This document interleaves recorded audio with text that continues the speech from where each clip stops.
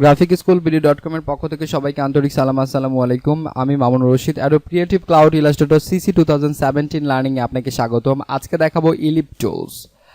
আমরা প্রথমে চলে যাব টুলস বার থেকে। এখানে ইলিপ টুলস রয়েছে। ইলিপস থেকে আমরা এখানে শর্টকাট দেখতে পাচ্ছি এল, এবং এটার কাজ কিভাবে হবে আমরা আগের যে সব টুলস দেখেছি, rectangle tools, rounded rectangle tools, same এটাও সেম, জাস্ট এটা খালি বৃত্তাকার হবে। জাস্ট আমরা একটা প্রেস করে আমরা যদি এখানে একটা ভ্যালু দিয়ে দিই 10/10, আমরা আগের অপশনগুলো দেখেছি এইভাবে এগুলো কিভাবে আমরা ইউজ করবো। দেন ওকে প্রেস করছি। ওকে প্রেস করার পর আমরা এখানে 10 ইঞ্চ বাই 10 ইঞ্চ কিন্তু এখানে পেয়ে গেলাম। জাস্ট আমরা এখানে ছোট করছি।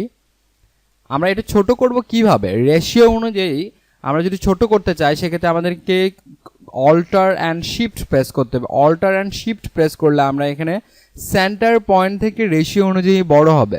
সেন্টার পয়েন্ট থেকে রেশিও অনুযায়ী এইভাবে বড় হবে। আমরা শুধুমাত্র যদি শিফট প্রেস করি তাহলে কি হবে, যে এইভাবে আপনার রেশিও অনুযায়ী বড় হবে, বাট সেটা সেন্টার পয়েন্ট থেকে হবে না, একদম কর্নারের নিচ থেকে হবে।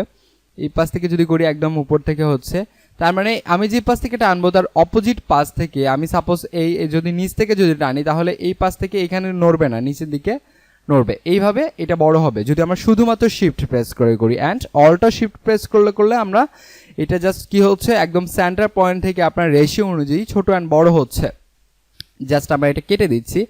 এখন আমরা যদি কোনো একটা এখান থেকে আমরা একটা সিলেক্ট করে ফেলি, এখানে আমরা কোনো কিছু ধরে নিই আমি কিবোর্ড থেকে, তাহলে কি হচ্ছে যে আমি এইভাবে করলে আমার এটা গোলাকার হচ্ছে না, বৃত্তাকার হচ্ছে না। তো আমাদের দরকার একদম পারফেক্ট বৃত্তাকার। সেক্ষেত্রে আমাদের যেটা করতে হবে, আমরা এখানে শিফট প্রেস করে করব। শিফট প্রেস করে করলে আমাদের এটা একদম বৃত্তাকার এটা হয়ে যাবে। এবং এখানে আরেকটা ব্যাপার রয়েছে, আমরা যদি সাপোজ এখান থেকে আমরা স্টার্ট করি, আমরা শিফট প্রেস করে করছি, বৃত্তাকার হচ্ছে, বাট আমাদের পজিশনটা রং, আমরা চাচ্ছি যে রাইট সাইড দিকে আরেকটু সরু হবে, তাহলে কি হবে, আপনার জাস্ট এটা স্পেস বাটন প্রেস করতে হবে। Space button and shift press করে আছি আমি এখন। তাহলে কি হচ্ছে যে আপনি এটা যে কোনো জায়গায় এইভাবে সরাতে পারবেন, নাড়াতে পারবেন। ওকে, এইভাবে আপনি ছেড়ে দিলে এটা কাজ করছে। এবং আমরা যেসব কালারের যেসব অপশন দেখেছিলাম আগে, সোয়াচ থেকে, কালার প্যালেট থেকে, ফিল থেকে এখানে কালার দিতে পাচ্ছি, অ্যান্ড এখানে কন্ট্রোল প্যানেল থেকে কালার দিতে পাচ্ছি, এবং স্ট্রোকের যে ব্যাপারটা রয়েছিল, যে স্ট্রোকটা যেগুলো দিতে পারছি, সেম একদম আগের যে অপশনগুলো আমরা দেখেছিলাম সেমভাবে এটা কাজ করছে। এখন আগের অপশনগুলোতে একটা অপশন ছিল যে এখান থেকে আমরা কর্নার কার্ভ করতে পারছিলাম, বাট এটাতে এই অপশন নেই, কারণ এটা তো টোটালি বৃত্তাকার, সো এটা তো ওইরকম হবে না। ওকে, তো এইভাবে আমরা এই জিনিসটা চেঞ্জ করতে পারবো। এবং দেখেন এখান থেকে আমরা এক সাইডটা এটা খেয়ে যাচ্ছে, চাঁদের মতো হচ্ছে, তো এই জিনিসগুলো আমরা এখান থেকে করতে পারবো। এই জিনিসগুলো এখানে ডিফল্ট অবস্থায় কিছু দেওয়া আছে, সেগুলো আমরা এখান থেকে খুব ইজিলি ভাবে করতে পারবো। এবং আমরা এই পর্বে আরেকটা জিনিস দেখাচ্ছি যে আমরা যদি কোনো স্ট্রোক অ্যান্ড ফিল কালারটা যদি টোটালি আলাদা করতে চাই তাহলে আমরা কি করব।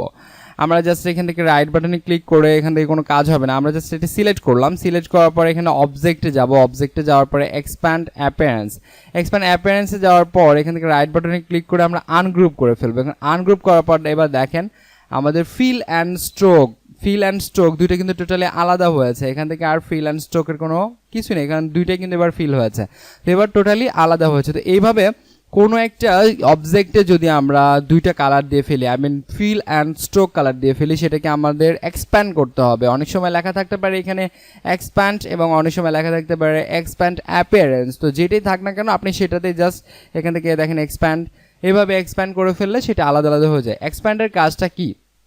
এক্সপ্যান্ডের কাজটা হচ্ছে একটা অবজেক্ট অথবা একটা টেক্সটকে খণ্ড খণ্ড করা। আমাদের কিন্তু প্রথমে যেটা ছিল, প্রথমে আমরা যে এখান থেকে ইলিপসটা নিয়েছিলাম, ইলিপসটা নেওয়ার পর আমরা এখান থেকে একটা স্ট্রোক দিয়েছিলাম। স্ট্রোক কালার আবারও দিচ্ছি আমি, স্ট্রোক ভ্যালুটা একটু বাড়িয়ে দিচ্ছি। এবার আমরা কিন্তু কি করতে পারছিলাম, এটাকে আমরা যদি কাস্টমাইজ করতে চাই, সাপোজ স্ট্রোক যদি কালার দিতে চাই তাহলে কিভাবে দিতে হবে, অবশ্যই আমাদেরকে এখান থেকে স্ট্রোক কালার দিতে হবে। এখন আমরা যদি এটাকে ভেঙে ফেলি, এখন দেখেন এখন কিন্তু একটা, এই অবজেক্টটা হচ্ছে একটা, বাট আমরা যদি অবজেক্ট থেকে এখানে এক্সপ্যান্ড করে ফেলি, এখান থেকে যদি আমরা অবজেক্ট থেকে এক্সপ্যান্ড করে ফেলি তাহলে কি হচ্ছে, এটা ভেঙে যাচ্ছে।